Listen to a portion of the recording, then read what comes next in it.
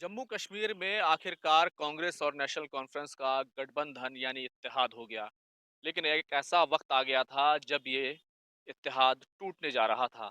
दरअसल दो सीटों पर बात इतनी फंस गई थी कि गठबंधन टूटने के कगार पर पहुंच गया था। ये दो सीटें थी, देवसर और लाल चौक। देवसर कांग्रेस की वो सीट थी जो सिटिंग सीट थी और कांग्रेस ने 2014 में ये सीट जीती थी। लाल चौक वो सीट है जिस पर राहुल गांधी बहुत इंसिस्ट कर रहे थे, बहुत इसरार कर रहे थे। ये नई सीट है जो हाल ही में डिलिमिटेशन हुआ, उसमें बनकर आई थी। कुल मिलाकर कांग्रेस और नेशनल कॉन्फ्रेंस के गठबंधन टूटने को लेकर दरअसल आखिरी वक्त में राहुल गांधी और कांग्रेस की लीडरशिप के जरिए जो अप्रोच अपनाई गई हुई है, उसकी वजह से गठबंधन हो पाया।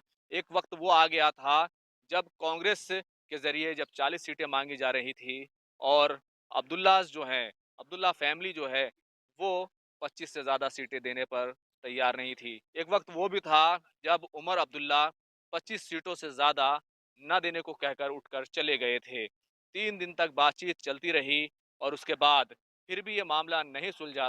सीट शेयरिंग किसी तरीके से नहीं हो पा रही थी। हालाँकि उससे पहले राहुल गांधी खुद श्रीनगर गए थे, मल्लिकार्जुन खड़गे खुद श्रीनगर गए थे और वहाँ पर उन्होंने अब्दुल्ला से बातचीत की थी, उमर अब्दुल्ला से, फारूक अब्दुल्ला से और जो नेशनल कॉन्फ्रेंस के लीडर्स हैं, उनके साथ बातचीत की थी और उसके बाद गठबंधन का ऐलान हो गया था।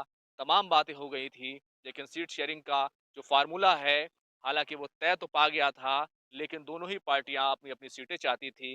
कांग्रेस तकरीबन 40 सीटें माँग रही थी, जो नेशनल कॉन्फ्रेंस है, जो जिसका वहाँ पर कैडर है, वो 25 से ज़्यादा सीटें देने के लिए तैयार नहीं थी।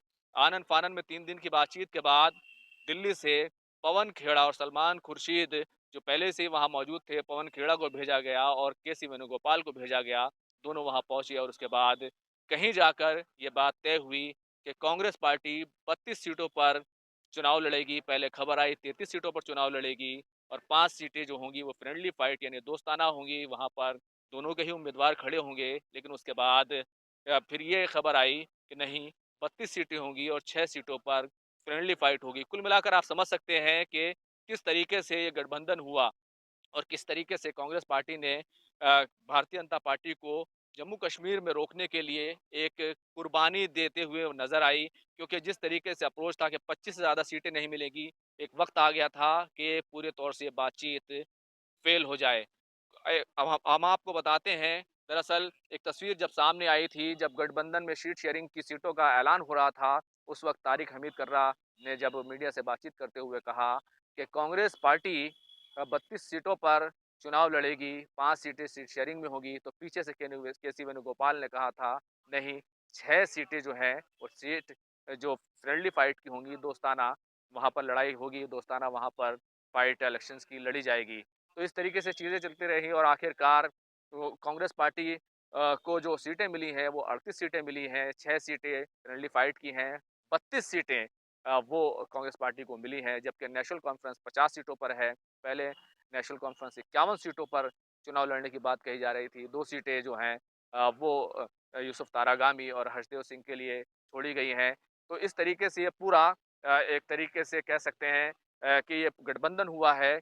लेकिन देवसर की जो सीट थी, देवसर की सीट दरअसल कांग्रेस पार्टी इसलिए माँग रही थी कि कांग्रेस ने वहाँ पर 2014 में चुनाव जीता था, वहाँ इलेक्शन जीता था और 35% जो वोट हैं कांग्रेस पार्टी के जो उम्मीदवार वहाँ पर थे जिनका नाम है क फ फ जिन जिन उन्होंने 32% के आसपास जो है वोट हासिल किए थे और और जो दूसरे उम्मीदवार थे पीडीपी के उन्हें हरा दिया था। तो इस तरीके से जबकि लाल चौक की जो सीट थी, वो अभी हाल ही में बनाई गई है और उस सीट पर जो है उस सीट पर राहुल गांधी जो है ने काफ़ी ज़ोर दिया था कि राहुल गांधी चाहते थे कि वो सीट जो है, वो कांग्रेस पार्टी के पास रहे। तो ये 2 सीटें थी जिन पर ये बातचीत फ़ेल होने वाली थी, लेकिन हस्तक्षेप हुआ और उसके बाद कहीं न कहीं गठबंधन जो आगे बढ़ा और अगर इस पूरे उसको देखें तो नेशनल कॉन्फ्रेंस दरअसल प्री पोल अलायंस के हक में ही नहीं थी। फारूक अब्दुल्ला पहले ही ये बयान दे रहे थे कि पोस्ट पोल अलायंस किया जाएगा, लेकिन पहली बार ऐसा हुआ है कि जम्मू कश्मीर में प्री पोल अलायंस हुआ है नेशनल कॉन्फ्रेंस कांग्रेस से। अगर दोनों की सीटों की बात करें 2014 में नेशनल कॉन्फ्रेंस के पास 14 सीटें थी, कांग्रेस के पास 12 सीटें थी, यानी कि ये 28 सीटें जीत कर आए थे। दूसरी तरफ पीडीपी के पास खुद 28 सीटें थी और जो बीजेपी है, जिन्होंने बाद में सरकार बनाई थी, उनके पास 25 सीटें थी। कुल मिलाकर अगर कहें, तो कहीं न कहीं गठबंधन बनाकर दोनों पार्टियों ने एक बड़ा मैसेज दिया है और एक तरह की बढ़त बनाने की कोशिश की है। बाकी 3 चरणों में चुनाव होगा और इस तरीके से ज कौन-सी बड़ी पार्टी बनकर उभरेगी, ये देखने वाली बात होगी।